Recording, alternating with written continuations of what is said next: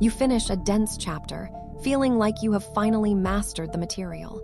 But 20 minutes later, the concepts feel blurry and distant. It is a frustrating cycle of reading and immediate forgetting. Why does the information seem to vanish the moment you close the book? Is your memory failing, or is there a deeper biological reason? We need to understand how your brain decides what to keep. Most people believe that reading is synonymous with learning. However, passive consumption is often a hollow process. Your brain is designed to filter out what it deems unnecessary. This isn't a personal failure of intelligence.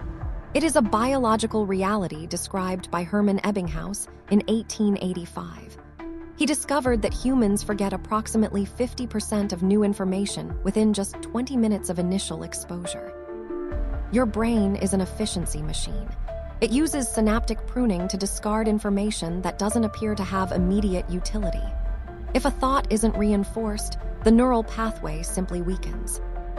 To combat this, many people turn to the most common mistake, rereading. You go back to the same page, hoping the repetition will make it stick. But this is often a psychological trap. According to research by Dunlosky and colleagues, in 2013, passive rereading creates an illusion of competence. You mistake the ease of recognizing the text for the actual mastery of the concept. There is a massive difference between recognition and recall. Recognition is seeing a word and knowing it. Recall is being able to produce that word from a blank mind. To stop the leak, you must move from passive consumer to active architect. You have to force your brain to work for the information. This requires a fundamental shift in how you approach a text. The first tool is retrieval practice. Instead of looking at the text again, try to pull the information out of your own mind. Testing yourself is significantly more effective than repeated studying. After every few pages, stop. Ask yourself, what did I just read? Write down the core ideas from memory without looking back. This struggle is where the real learning happens. This process feels difficult, almost painful. If it feels easy, you probably aren't learning. True cognitive growth requires the friction of mental effort. The second tool is spaced practice. Rather than cramming all your learning into one session, break it up. Spread your review sessions across days or weeks. Research from Cepeda and colleagues shows that spaced practice can improve long-term retention by up to 40% compared to cramming. It allows your brain the time it needs to stabilize new connections. The third tool is dual coding.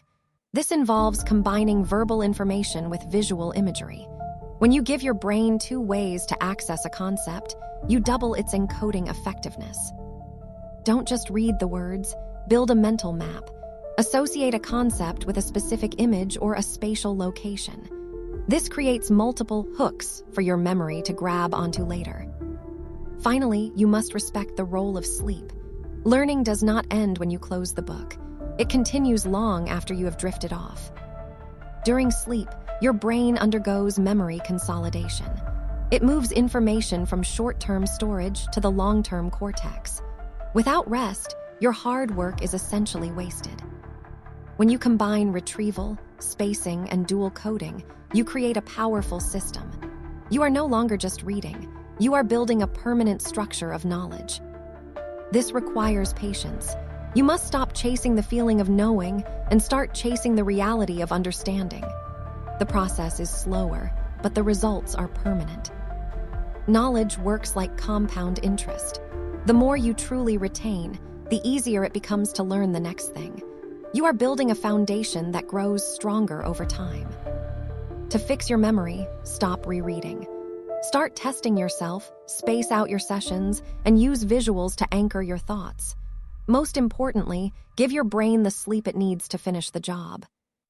Here's something most people don't know. Your brain is actually more active during certain stages of sleep than when you are awake. It is during these deep cycles that the heavy lifting of memory consolidation truly occurs. Learning is not a passive act of absorption. It is an active act of construction. Don't just read to finish a book. Read to build a mind. Start testing yourself today.